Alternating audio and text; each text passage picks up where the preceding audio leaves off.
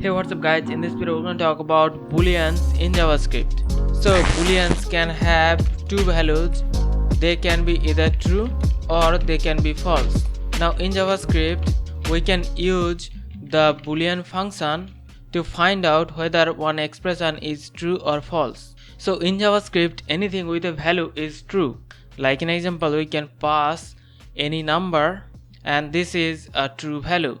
Even if we pass negative numbers, this is also considered as a true value.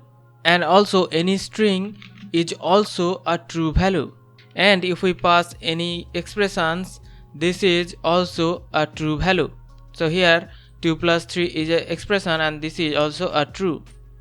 So all of these values are considered as a true value. So let's now see what are the false values in JavaScript. So everything without a value is false in JavaScript. Like an example, if we pass 0, this is a false value.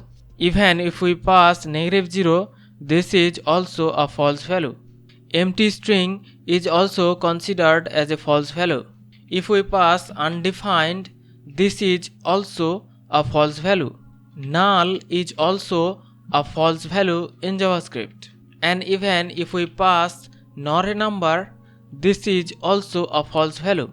So everything without a value is considered false and everything with a value is considered as a true value. So let's now see how we can create Boolean object in JavaScript. So we can create Boolean object by using the new keyword.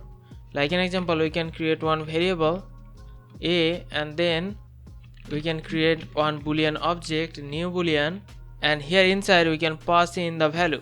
Like an example, we can pass true. So this is one Boolean object. So normally JavaScript Booleans are primitive Boolean.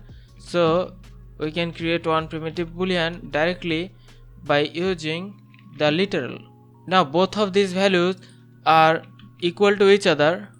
So you can see this is showing true, but if we use strict equal, they are not equal because A is an object and B is a primitive type. So object and primitive type is not strictly equal to each other.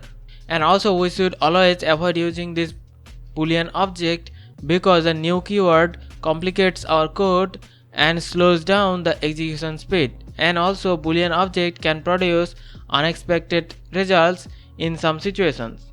So this is the way we can create this Boolean object, and anything without a value is false and everything with a value is true in JavaScript. So hope you understand the concept. We'll see you in the next one. Take care.